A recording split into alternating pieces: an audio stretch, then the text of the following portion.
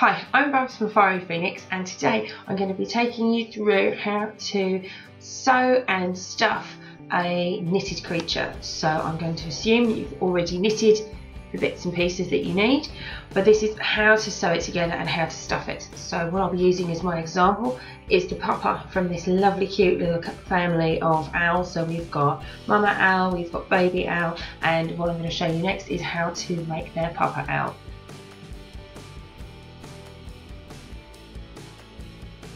So what you'll need for this is you will need some stuffing, which you can get from any craft store. You will need the various bits and pieces that you've knitted to make up your owl. You will need to have some buttons for the eyes, bring the owl to life, some scissors, and you will need a needle. Now I generally use a I'm not sure if you can see that. You can generally use a tapestry needle. However, for this project, because we're going to be sewing the seams with wool rather than tapestry silks, you're going to need to have a wool needle, which is a much larger eye. So I'm not sure if you can see the difference there. If I hold that there, you've got this very small tapestry needle and then the much larger wool needle there. Let's see if we can bring that in. There we go. So we've got the wool needle and then a regular tapestry needle.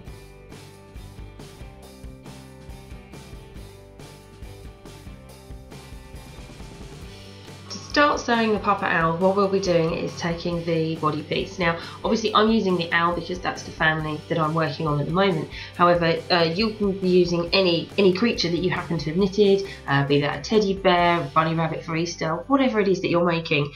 They will all have various elements such as the main body that requires stuffing, arms, legs, eyes, faces, noses.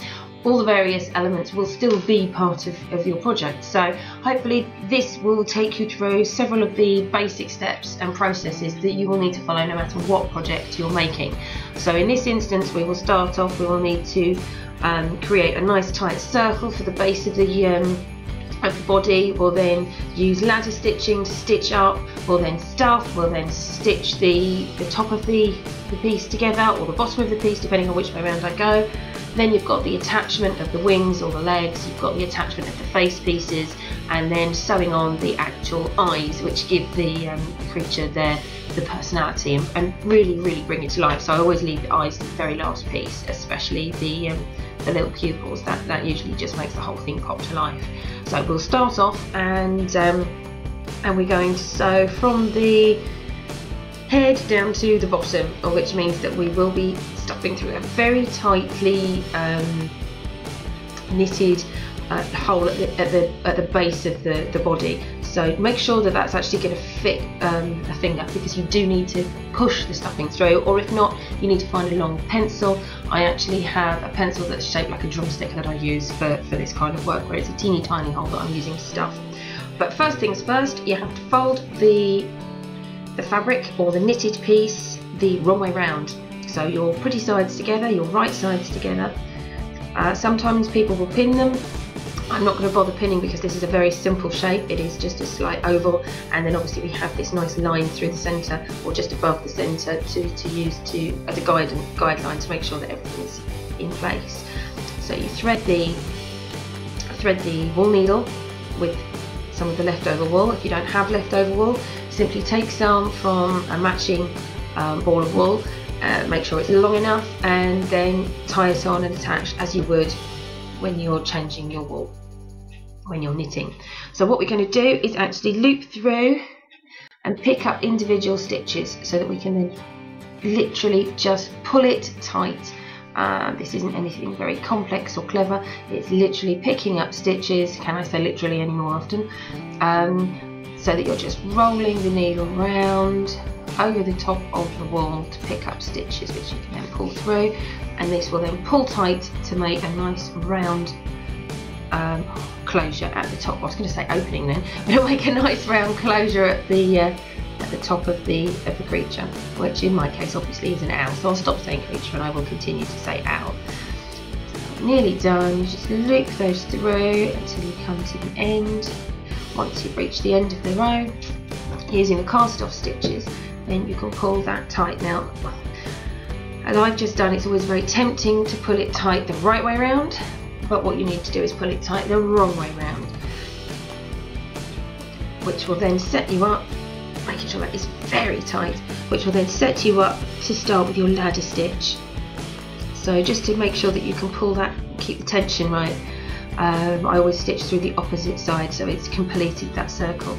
Once I've done that, I then roll the edges so that they align together, and I do a ladder stitch. So you go through from one side all the way through, and then you don't loop over and come back. You come up and return the opposite direction, so that you are creating straight stitches across, which if you were to pull it out would look like a ladder, hence the name ladder stitch. And then you just keep going down the length of the body.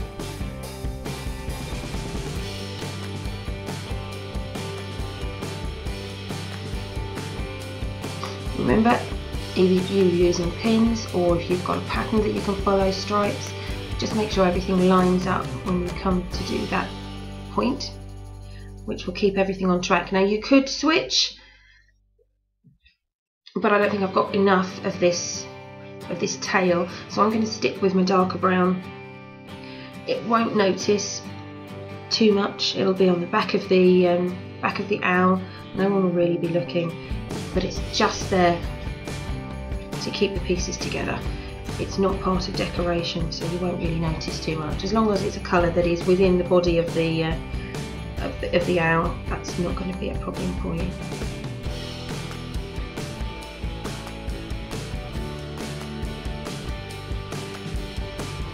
Now that we've reached the bottom of the owl,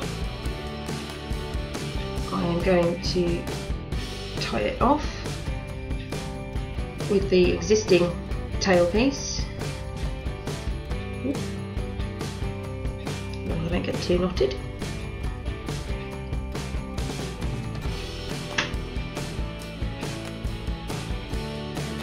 Okay.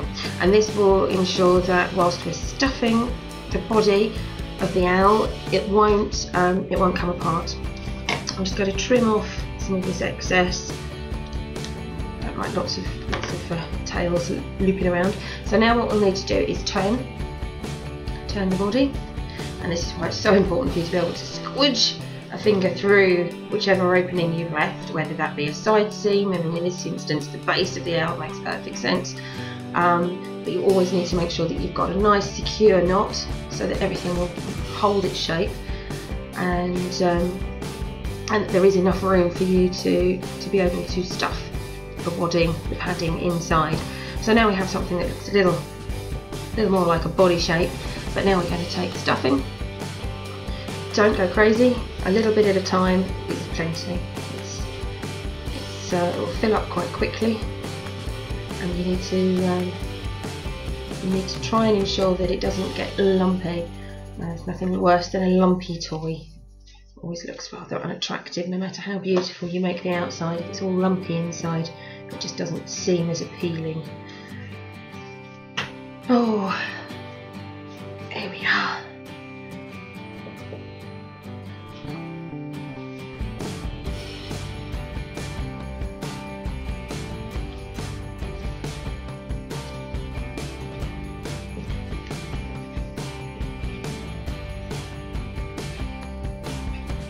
It's also quite handy to try and gauge the size of your stuffed creature with a pair. If it's going to be one of a set, you need to make sure that it's of a similar, I was going to say hardness, but solid. The stuffing is a solid throughout all, so you haven't got some that are very loosely padded and some that are incredibly tightly padded. Because that will not be a matching set, and it will not look as nice a finished product. The whole point of putting that time and effort into these beautiful things is so that we have a lovely finished product, not a rather manky looking finished product. You roll it back and forth, you can roll it on the table, give it a bit of a squeeze where its head would be, and you squish up where its bottom would be. You can place the two next to each other to see if they're similar. Yeah, I could give Papa a bit more of a belly. For some reason that feels right. So give him a bit more of a padded belly. There we go. Which means that we then have, there we go, nice cute little belly now. We now need to sew the bottom piece closed. So find the last stitch that you tied off,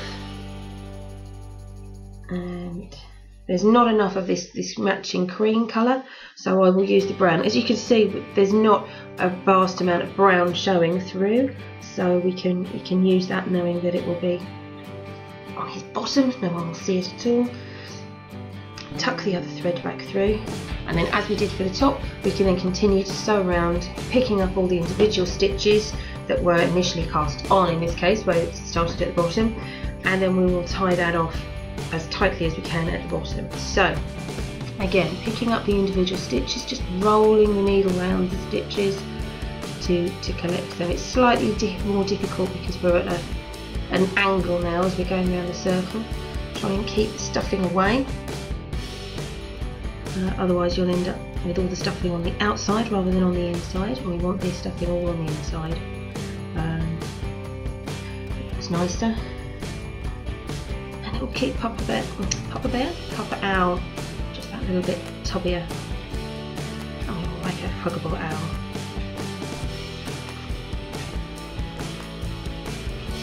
So just pick up some extras and put it tight.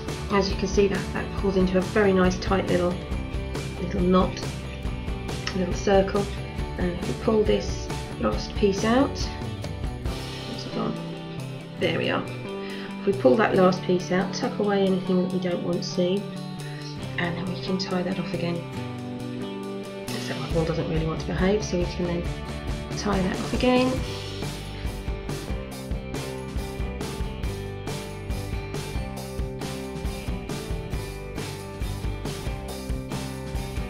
And then what I tend to do is sew the thread back through and out elsewhere so that it pulls through. If you pull that tight before you trim it, and then trim, and it will then ping back inside the body of the stuffed animal.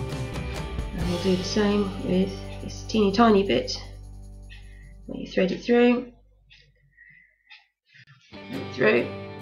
tiny bit anyway, pull it taut, snip off, and then it will just ping back into the body. And there we have our little owl body.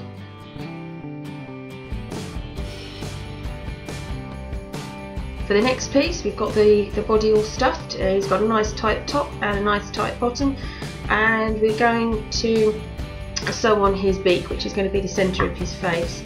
Now you need to check to see which of the cast on or cast off threads you want to use, and just snip away the one that you don't.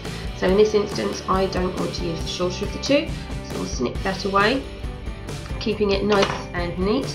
And then we can pop his beak on, bearing in mind he's going to have two eyes sitting over the top, so his beak needs to come down slightly, and thread on the longer tail onto the wool needle, and then sew his little beak in place.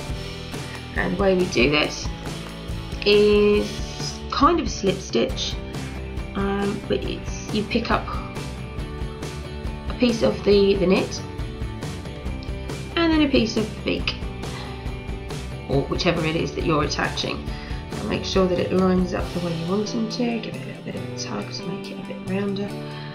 And as you're going, you can always adjust the position of the beak, or whatever piece you're sewing on. You can make it rounder or longer or curvier, because where you're attaching it is where it has to stay. You know, don't necessarily be led by the shape of the feature that you're sewing on. If you want it to pull out slightly, pull it out slightly. If you want it to tuck in, you tuck it in. you're in control. That's the whole point of sewing these pieces on. So I've sewn down here, and now we're just going to pick up occasional stitches and sew back along the base and then back up to the top. So pick up a stitch from the body and then sew through a stitch on the piece that you're attaching. As long as you're keeping the stitches close together and small, it shouldn't show up.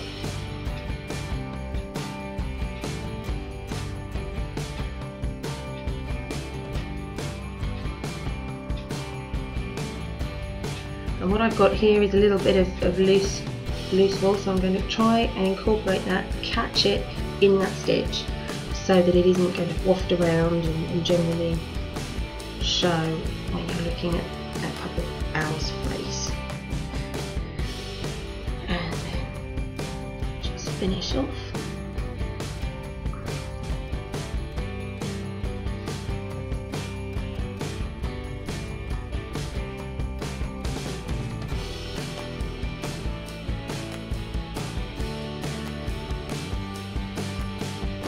This is more of a whip stitch that we're using rather than a slip stitch, because we're whipping over the edge of the piece.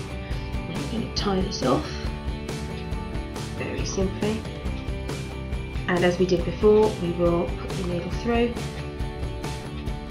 pull it tight, and then it will disappear back inside the body, leaving the beak safe and secure. Now we're going to pop on the eyes, the whites of the eyes. Again, check that the tails are actually long enough to go all the way around, which the longer ones are. So snip off the small ones. Snip off the small ones. And then position the eyes. Now I have the little eyes on the originals on the right and the large eyes on the left. And I've done the same for the baby as for the mummy, so we'll do the same with the dad. So the little eye will go on the right and the large eye will go on the left. So the little eye will go here, and then the larger eye will go on here. So if we start with the smaller eye,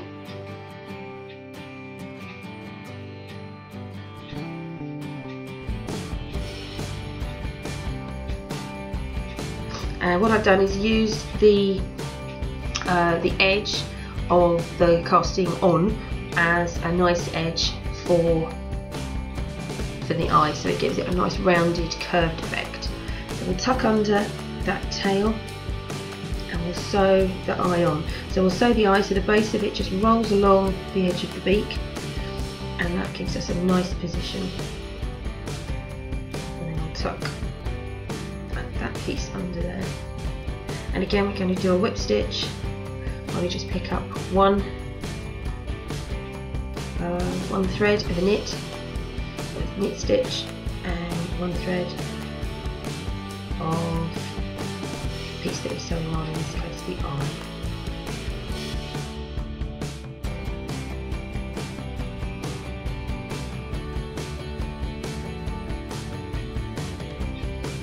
Now when you come to the end piece, you can decide whether you want to stitch the beak to the eye, or if you would rather leave a little bit of a gap. I'm going to stitch the beak to the eye in this instance, I think,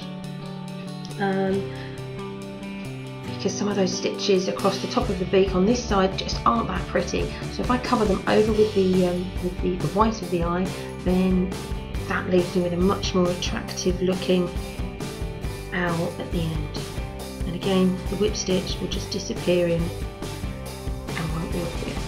And as we come to the end, just remember to tuck in that loose piece of the tail that we snipped off. So everything is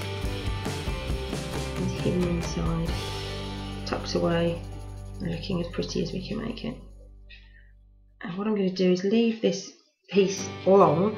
I'm going to tie it off with the tail piece of the other eye, of the larger eye, and that will mean that when we thread everything through, it'll just pull it into the centre slightly, which will give the face a little bit more shaping. So we move on to the second eye, the larger of the two, And again, starting in the centre. And you can then make another decision. Do you want some space between the eyes, or do you want the eyes to touch? Now for all the others, I've had the eyes touching, so I shall do the same. With these, the eyes are touching, and baby, the eyes are touching, so we will do the same with Papa Owl. They are a family, so we need them all to look the same. So just tap that through. And again, don't have one eye that has the casting on pointing up and one eye that has the casting on pointing down. That is just going to look messy. Make sure that you spin them around so that they're both pointing the same way. It doesn't matter which way, that's a personal preference, but just make sure they both match. And then sew it on round.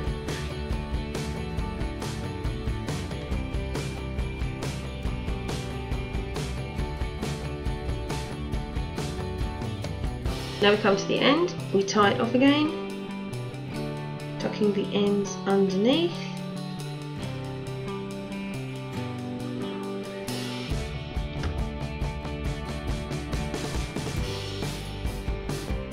One last tie off, and then we will hide that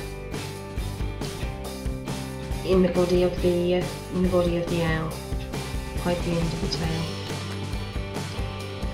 Always feel a bit mean doing this, but you just stab them through the middle of the head and then out the back.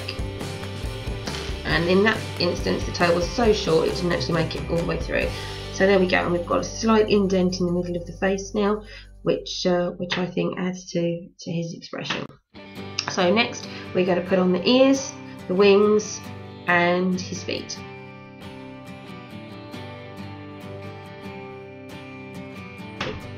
So now the technique that we use to attach the ears and these are the ears and the wings is not quite the same as the technique that we use to attach the hem or to attach the features to the face. So it's going to be more of a straight stitch, and it just needs to be secure.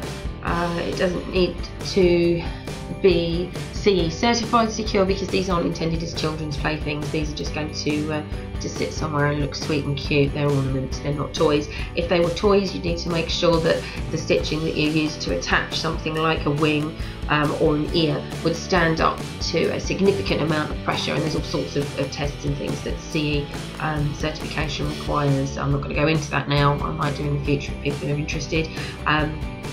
But for the time being, these just simply need to be attached well enough that they're not going to fall off as they're being moved about. But there's no major stress testing that needs to go into this. So a straight stitch will be plenty.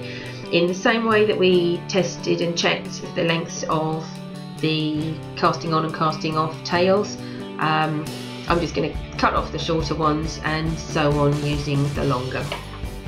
It just makes life simpler. Go through and pre-cut all of those. It really is just a matter of trimming them down. One thing that you do need to be aware of is do not cut them so close that the whole thing's going to then unravel.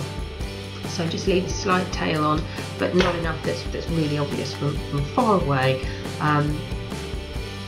But if it's going to be pulled and tugged around, then it's going to end up falling apart, and that's not what you want for your new creation.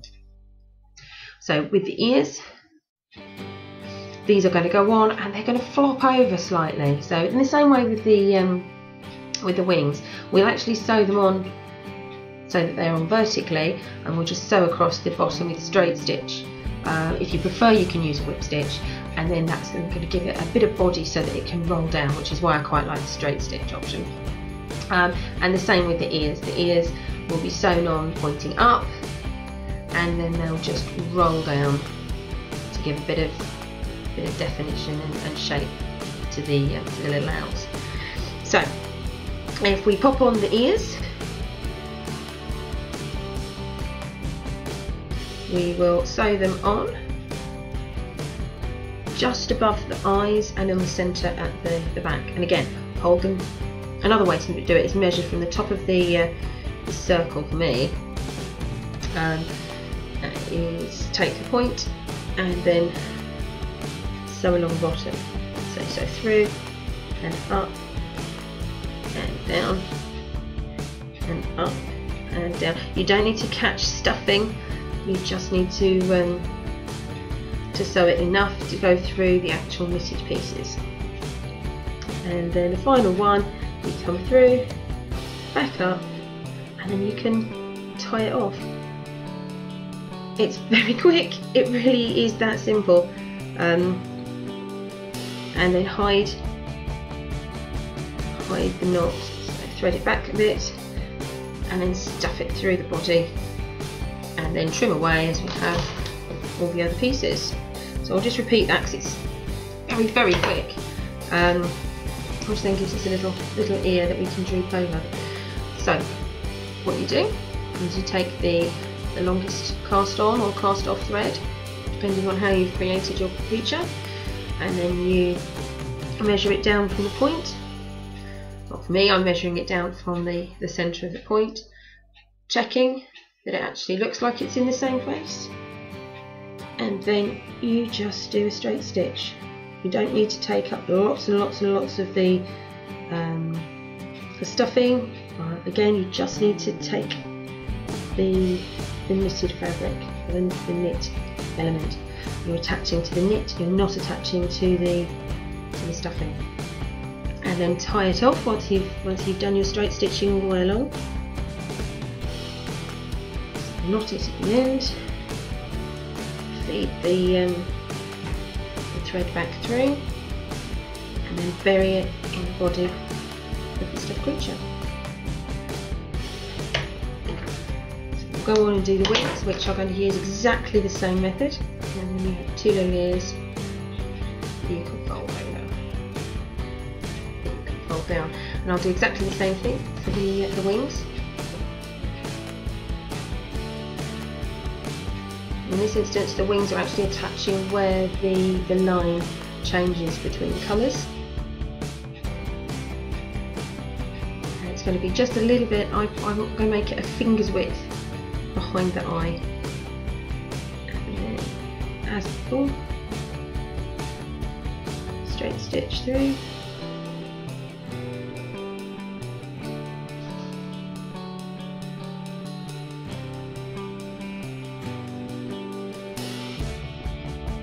tie off, thread it back to the middle, bury the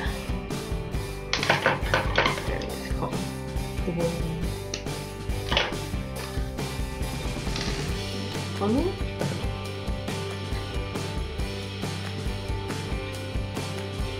Second one, if you manage to thread the wool correctly. Again, remember, how do we do it? It's one finger away from the ear on that line, and then stitch it through. Straight stitch. Keep it simple. I really don't see the need to overcomplicate life. Life can be complex enough without making your sewing harder. Keep things nice and simple. Tie it off, thread it back through, and then bury.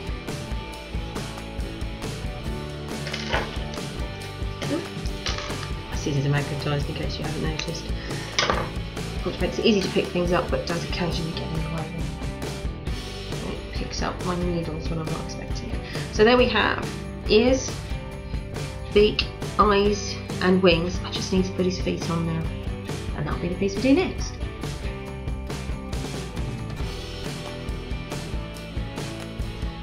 Now for the feet, I'm going to show you how you create a stuffed look without actually stuffing anything. So for the feet, they are simple rectangles, and they've been stitched, knit all on one side, purl all on the other, and this then gives it a natural curve or roll. So what we'll be doing is using that natural curl to create a tube that actually looks like it's stuffed when it hasn't been. So what we'll do is simply whip stitch over this rather than ladder stitch. It won't make any difference because this is going to be folded underneath the body and then it's going to be sewn. But what we want is for the whip stitch to actually pull this piece into a curve, which you can see is happening already. Only a few stitches in and that's already starting to curve it round, because we're going to fold it into a V to create the little toes for the feet of the owl. So as you can see, just through the act of doing the whip stitch, it's pulling it round into the shape that we want. So this is using the properties of wool to our best advantage. We're not stuffing anything extra in, we're not forcing anything to behave in any way that it wouldn't naturally. So we've already got a little U shape, and now all we're going to do is simply whip stitch again together, not too close to the end because we want the two end pieces to be separate, but we'll whip stitch along and then sew that onto the body of the owl as one of his feet. So we'll put a couple of extra stitches in, we've got a nice little V at the front, and we're just going to stitch that onto the base of the owl. This will be slightly more tricky in that we're sewing where we can't see. We're not sewing on top of something where we sewed around the edges, or sewing an edge on top where we can see that. We're actually sewing where we cannot see because it's in between two pieces of fabric. So we will position it and we'll just do a couple of stitches to hold it while it's loose. So we'll have one loose there, come through the base, still keeping everything loose, and then another one, and still keeping it loose, one last one, which we'll then use to tie off, and then we pull everything taut. You don't need to have lots and lots of stitches. Like a button, you can actually roll around and then tie off as you would underneath the button, which just keeps everything a little bit more secure, but then gives it a bit more body and substance. So we'll do that a second time. So we'll roll the wool around and then tie it underneath. And again, we will bury the wool in the body of the owl. Pull it tight, snip, release, and then we have one toe, and then we'll do the same for the second foot. And again, it's using the properties of wool, it's using what is already there. We don't need to introduce anything new, we don't need to use any wires, we don't need to use any stuffing or padding or filling, we don't need to force anything. We are literally taking the properties of the knit and rolling with it. This is so simple, so easy. And you can use this in any kind of creature, so if you're using worms or creating snails, so this is a wonderful way to create the shell of a snail. And then we straighten those out. A couple of stitches to hold the feet together. And then very loosely to start off with, attach it to the base of the body. So where do we want it to go? We want to go there, and we're going to start at the back. Some loose stitches. We can come slightly forward. Again, loose stitches so that we can actually see what we're doing. And we want the feet to go out like this, so it's no good having it on this direction. We need to think about where we're going. So we want his foot to go the other direction, and then we can pull it tight. His toes are now starting to behave and do what we want. Then we'll do the looping round as we do with the button, or as we can do with the button, it's not compulsory, and then loop round. 2 knots around the base of the feet, and then tuck it away in the body, put it tight, trim it off, And you now have 2 little feet for him. And so the very last thing to do is put the pupils into his eyes. Now this is where you can have a bit of fun. You can make him googly-eyed, you can make him serious, you can make him pensive. All those expressions that you've seen on cartoons, this is your chance to play around with them on your owl's face or your creature's face. In this case, I just want to keep him looking happy and sane. I don't really want him looking like a complete lunatic, so I'm going to do positioning very similar to his mother owl. So we'll have one button, one button.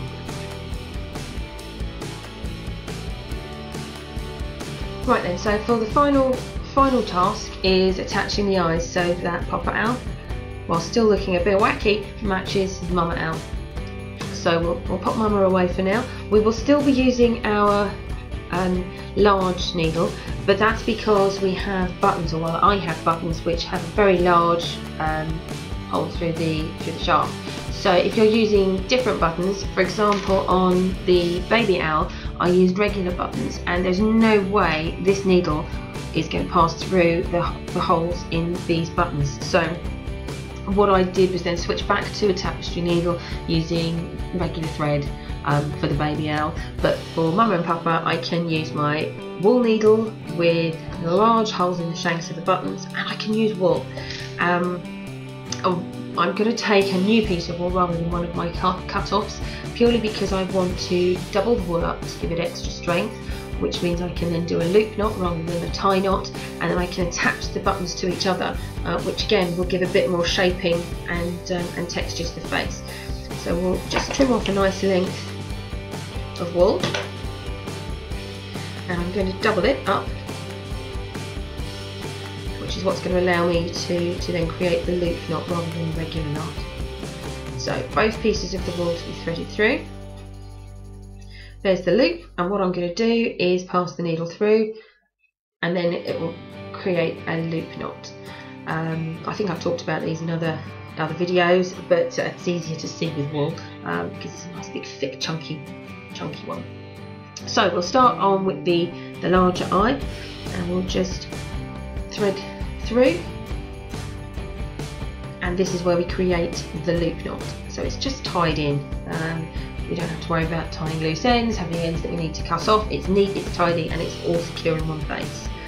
Thread the needle through the shaft of the button, and then just literally loop it through. Oh, here I go with literally again. Loop it through, and in this instance I'm only going to do it twice through the eye, because otherwise I cannot get that needle through a third time. And that's still four layers of thread that I'm using, or 4 layers of wool. So I'm going to pop it back through, and then decide where I want the other eye to come out. So we can start to pull that first eye through, and then we thread the second eye through. And this is where you need to look and decide, he's kind of wonky. Do I want him to be wonky like that? If not, you need to take the needle out, take the thread out, and then just reposition. So I need his eye to be up somewhat, so I'll just move up. And then pop it through the needle, pop it through the button, not the needle. And now his eyes are far more nicely aligned. So you can just stitch that through one last time, and then as we've done with everything else, we can loop it round as we did with the feet. Loop the wool around the button. It's easy with this button because it's a shank button, a bit trickier with the smaller buttons, but you can still do that with the regular floss. And then once we've done that, disappear back through the body to hide the thread. And this is the last time we'll do this. And then we have a completed owl. So we now have Papa Owl, Mama Owl, and little baby owl. We have a family for you. So that's how you go about creating your stuffed animals. It's very straightforward, but you just need to be able to use a variety of techniques. So we've used the spiral gather, we've used a ladder stitch, we've used a whip stitch, we've used straight stitch, and we've used straight stitch, whip stitch, and then tying off with buttons. So, or tying off in the method that we use with buttons. So hopefully all of those techniques will be of use to you and benefit going forward, and I'd love to see some of the little creatures that you've made. I really would. Let me know if any of this makes it more difficult. Let me know if it makes it easier. I really need to get some feedback from you guys. I love sharing my love of crafting. If there's something you want, you just give me a shout. Let me know. Let me know in the comments below. We have a page on Facebook, a group on Facebook, and a website. All the details will be shown following the video. But get involved with the group. It's Starting to Sew is a Facebook group, and it is there for anybody who has no clue about stitching, has a little bit of experience, has tons of experience. We're there to help and share. We share tutorials, we share suppliers, we share hints and tips, anything and everything, and we have a good old natter. So come on over, have a play, and hopefully I'll get to chat to some of you. See you later. Bye.